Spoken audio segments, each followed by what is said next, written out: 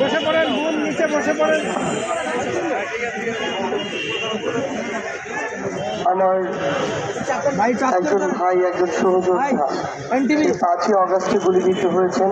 আজকে ডিসেম্বরের 23 তারিখ। 4 মাস 18 দিন পরও আমরা আমাদের ভাইদেরকে হারাচ্ছি। আমাদের শহীদের সংখ্যা বাড়ছে প্রতিনিয়ত, কিন্তু এই প্রত্যেকটি সংখ্যা, প্রত্যেকটি শহীদ মৃত্যু আমাদেরকে শুধু একটি জিনিসই মনে করিয়ে দিচ্ছে, সেটি হচ্ছে যে কোন লক্ষ্য, কোন স্বপ্নগুলোকে সামনে রেখে আমার ভাইরা জীবন দিল অকাতরে, আমার ভাই বোনেরা রক্ত দিল অকাতরে।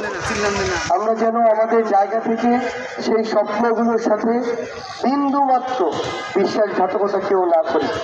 আমরা যেন আমাদের দায়িত্বগুলো থেকে বিন্দু মাত্র বিচ্যুত না হই। এবং সবচেয়ে বড় কথা হচ্ছে, যখনই এই খুনি হাসিনার এমন নির্মমতা, নৃশংসতা আমরা অনেকেই কিভাবে যেন ভুলে যাই, তখনই আমাদের কোনো এক শহীদ ভাই, শহীদ পরিবার আমাদেরকে মনে করিয়ে দেয় যে তারা জীবন দিয়ে গেল, রক্ত দিয়ে গেল। আমরা যেন এই খুনি হাসিনাকে ভুলে না যাই। আমরা যেন এই বাংলার মাটিতে খুনি হাসিনা সহ যারা এই হত্যাকাণ্ডের সাথে জড়িত ছিল, এই নৃশংসতার সাথে জড়িত ছিল, তাদের যেন বিচার নিশ্চিত করি। আমরা কোনো শহীদের পরিবারকে তার সন্তান, স্বামী, বাবা, মা, বোন কাউকে ফিরিয়ে দিতে পারবো না, কিন্তু আমরা যেন আমার এক শহীদ পরিবারকে অন্তত এটুকু বলতে পারি যে যেই খুনিরা আমার ভাইদেরকে এভাবে শহীদ করেছে, সেই খুনিদের বিচারে বাংলার মাটিতে হয়েছে। আমরা যেন খুনি হাসিনা কিভাবে নির্মমতা চালিয়েছে বিগত 16 বছর এবং বিগত অভ্যুত্থানের সময়, দয়া করে আমরা যেন এটি ভুলে না যাই।